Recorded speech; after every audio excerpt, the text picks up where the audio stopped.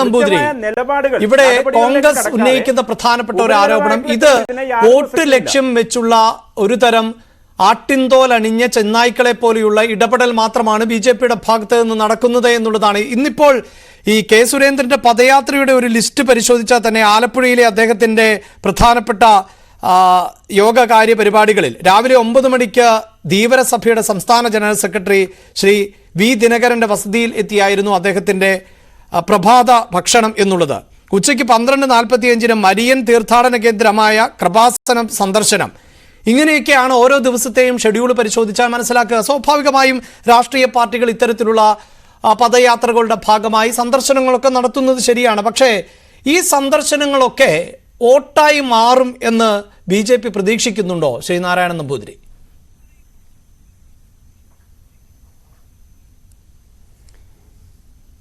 എനിക്ക് കെ സുരേന്ദ്രന്റെ യാത്രയോ മറ്റ് വിവിധ സമുദായ സംഘടനകളോ മതസംഘടനകളോ ആയി നടത്തുന്ന സമ്പർക്കങ്ങളോ ഒക്കെ വോട്ടായി മാറുന്നുണ്ടോ എന്നുള്ള അങ്ങയുടെ ചോദ്യത്തിന് മുമ്പ് എന്റെ അടുത്ത കോൺഗ്രസിന്റെ നേതാവ് ഇതൊന്നും ഓരോ പല കാര്യങ്ങളൊക്കെ പറഞ്ഞു.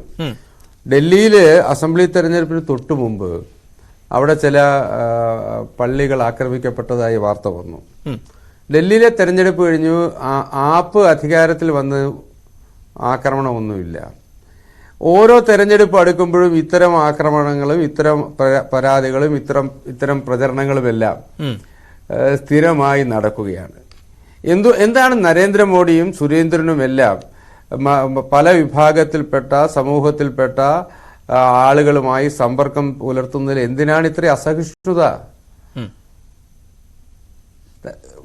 പിതാവ് തട്ടിൽ പിതാവ് നരേന്ദ്രമോദി കോൺഗ്രസിന്റെ ഭാഗത്ത് നിന്ന് ഇതുവരെയും ഉണ്ടായിട്ടില്ല. പിന്നെ അല്ല, ഞാൻ ചോദിച്ച മാധ്യമങ്ങൾക്ക് എന്താണെന്ന്, ഇങ്ങനെ ഒരു ചർച്ചയുടെ പ്രസക്തി എന്താണ്?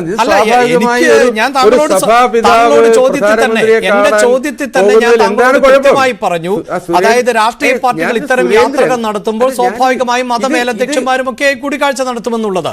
എന്റെ ചോദ്യം താങ്കളോട് വളരെ ഡയറക്റ്റ് ആയിരുന്നു. ഈ സന്ദർശനങ്ങൾ വോട്ടായി മാറുമോ, അങ്ങനെ പ്രതീക്ഷിക്കുന്നുണ്ടോ ബി.ജെ.പി എന്നത് മാത്രമാണ് ചോദ്യം.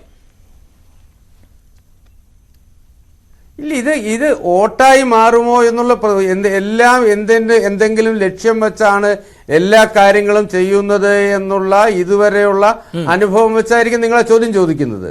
എന്റെ നിലപാട് പദയാത്ര കടന്നു പോകുന്നത് കേരളത്തിലെ 20 ലോക്സഭാ മണ്ഡലങ്ങളിലൂടെയല്ലേ? ഈ 20 ലോക്സഭാ മണ്ഡലങ്ങളിലല്ലേ തെരഞ്ഞെടുപ്പ് നടക്കാൻ പോകുന്നത്? അപ്പോൾ സ്വാഭാവികമായും തെരഞ്ഞെടുപ്പിനുള്ള മുന്നൊരുക്കമാണ് പദയാത്രയിലൂടെ ബി.ജെ.പി നടത്തുന്നത്. അതിലെന്താണ് തർക്കവും സംശയവും?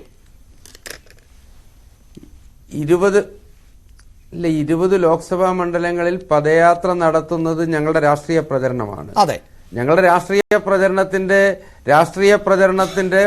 പാർട്ടി പരിപാടികൾ നടത്തുന്നതോടൊപ്പം പാർട്ടിയുടെ സംസ്ഥാന അധ്യക്ഷൻ കേരളത്തിലെ വിവിധ സമുദായ മത നേതാക്കന്മാരുമായി സംവദിക്കും, ചർച്ചകൾ നടത്തും, അവരുടെ അഭിപ്രായങ്ങൾ കേൾക്കും. അതിനെന്താ, അത് സ്വാഭാവികമായി കേരളത്തിലെ ആളുകളെ ഒരുമിപ്പിച്ച് നിർത്താൻ, അവരുടെ അഭിപ്രായ വ്യത്യാസങ്ങൾ ഉണ്ടെങ്കിൽ അത് കേൾക്കാൻ, അത് പരിഹരിക്കാൻ, അവരുടെ പിന്തുണ തേടുക എന്നുള്ളതൊക്കെ രാഷ്ട്രീയ പാർട്ടികളുടെ നിലപാടാണ്. ഞാൻ പറഞ്ഞ അത് വോട്ടായി മാറിയില്ലയോ എന്നുള്ളതല്ലോ. ബി.ജെ.പി അത്തരം ഒരു ഔട്ട്റീച്ച് പ്രോഗ്രാം നടത്തുന്നു. അത്തരം മറ്റു പാർട്ടികൾ നടത്തുന്നതിനൊന്നും നിങ്ങൾക്ക് ചർച്ചയില്ലല്ലോ. ഇപ്പൊ CPM-ന്റെ മുഖ്യമന്ത്രിയുടെ പരിപാടി രാവിലെ കാപ്പ് കുടിക്കാൻ എന്താ പൗരപ്രമുഖന്മാരെ വിളിച്ച് ചർച്ച ചെയ്യുന്നതുകൊണ്ടായിരിക്കാം ഞാൻ ഹെൻറിയോട് ചോദിച്ച ചോദ്യത്തിൽ അല്ല. ശ്രീ നാരായണൻ നമ്പൂതിരി, ഇവിടെ താങ്കൾ ചർച്ചയിൽ ഒരല്പം വൈകിയാണ് വന്നത് എന്നതുകൊണ്ടാകാം ഞാൻ ഹെൻറിയോട് ചോദിച്ച ചോദ്യത്തിൽ തന്നെ സാമുദായിക ഇക്വേഷൻസ് അടക്കം നിലനിർത്തിക്കൊണ്ട് സ്ഥാനാർത്ഥി പട്ടിക പോലും തയ്യാറാക്കിക്കൊണ്ടിരുന്നതാണ് കോൺഗ്രസ് പാർട്ടി. ഈ ബി.ജെ.പിയെ സംബന്ധിച്ചിടത്തോളം ഇത്തരം ഒരു ശീലമൊന്നും ഉണ്ടായിരുന്നില്ല. അതുകൊണ്ട് മാത്രമാണ് ഇപ്പോൾ ഇത് ചർച്ച ചെയ്യേണ്ടി വരുന്നത്. ഇത് നേരത്തെ മുതലുള്ള ശീലമായിരുന്നുവെങ്കിൽ തീർച്ചയായും അതിൽ ആർക്കും ഒന്നും തോന്നില്ല.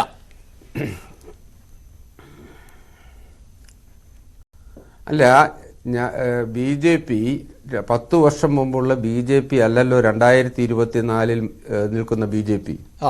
ഇന്ന് ഈ രാജ്യം ഭരിക്കുന്ന പാർട്ടിയാണ്. എല്ലാ ആളുകളെയും ഒരുമിച്ച് കൊണ്ടുപോകണമെന്ന നിലപാടെടുക്കുന്ന ഒരു സർക്കാരാണ്.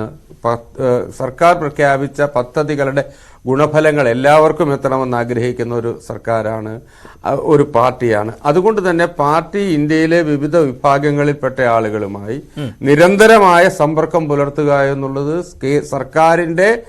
സർക്കാരിന് നേതൃത്വം നൽകുന്ന പാർട്ടിയുടെ ബാധ്യതയാണ്, ഉത്തരവാദിത്വമാണ്.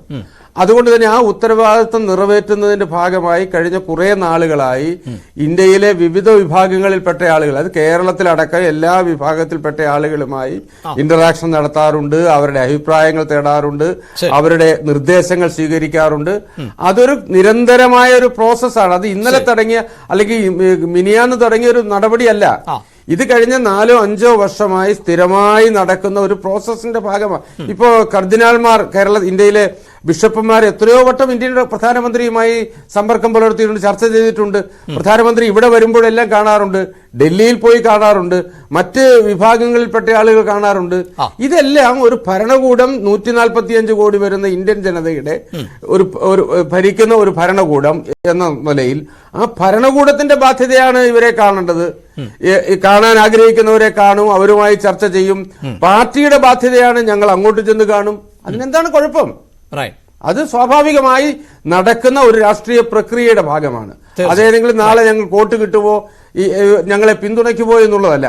അതെല്ലാം അതിന്റെ പിറകെ വരേണ്ട കാര്യങ്ങളാണ്. ശരി, എന്തായാലും അത്രമേൽ വിശാലമായ മനസ്കഥയോടുകൂടിയാണ് BJP എത്തുന്നത് എന്നാണ് ശ്രീ ടോണി ചിറ്റിലപ്പള്ളി, BJP നേതാക്കൾ പറയുന്നത്. ഇപ്പോൾ